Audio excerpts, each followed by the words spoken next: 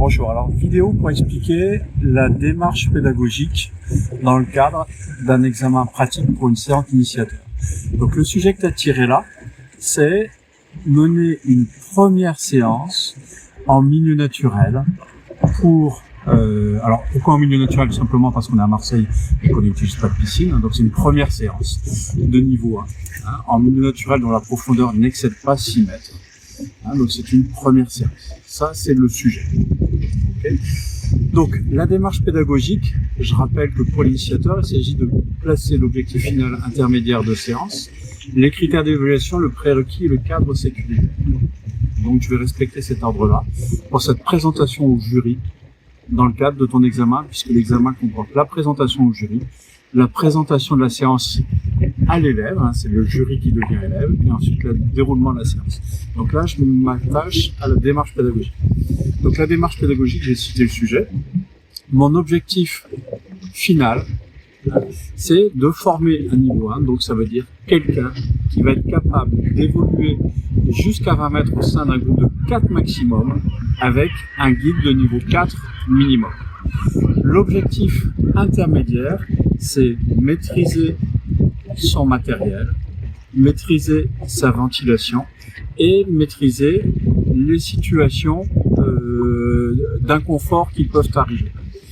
Donc mon objectif de séance ici, ça va être de familiariser avec le matériel, familiariser avec la maîtrise de la ventilation et comprendre l'influence de la ventilation sur l'équilibre et résoudre quelques premières difficultés qu'on peut rencontrer, notamment enlever et remettre l'embout en cas de perte de celui-ci, enlever de l'eau du masque si celui-ci n'est pas complètement étanche.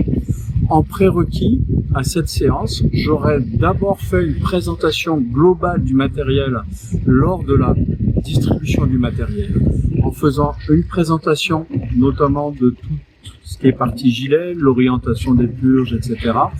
et de la globalité du matériel, expliquer dans quel sens on met les tendeurs. Et surtout, j'aurais vérifié, en lui demandant de mettre son masque, de vérifier son étanchéité et de vérifier ainsi un premier principe de dissociation bucco-nasale, c'est-à-dire est-ce qu'il arrive à inspirer par le nez et maintenir son masque ici comme ça fixé.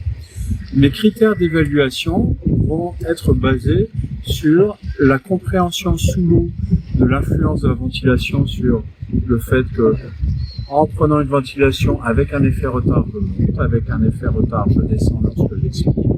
C'est qu'il arrive à bien faire la manœuvre de Valsalva pour équilibrer ses oreilles et qu'il arrive à bien localiser son matériel ainsi que maîtriser sa position. Pour les autres exercices, lâcher reprise d'embout, là ça va être vraiment un premier geste donc qui va être assez bref et assez court. J'aurais bien sûr vérifié en prérequis, j'ajoute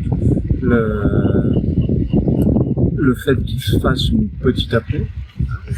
Et ensuite en prérequis, c'est à peu près tout, puisque j'aurais bien sûr fait les contrôles administratifs préalable, notamment en ce qui concerne le certificat médical.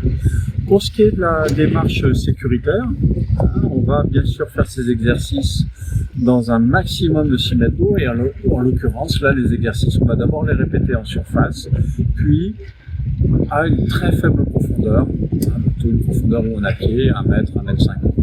Okay. En ce qui concerne la sécurité, il y aura bien sûr sur le bateau un bloc de secours.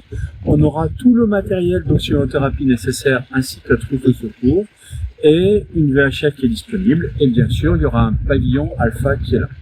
Voilà pour ce qui est de la démarche pédagogique qui est présentée au moment du jury. Donc on a retrouvé l'objectif final, l'objectif intermédiaire, l'objectif de séance, les critères d'évaluation, le prérequis et le cadre sécuritaire. Alors bien sûr, comme cette vidéo elle est faite pour YouTube, je vais te demander si tu l'as aimé de mettre un petit pouce. Si tu l'as pas aimé, je te la rembourse. Et puis bien sûr, tu peux télécharger en commentaire, dans la description, mon petit guide des trucs et astuces pour la formation plongée. À bientôt.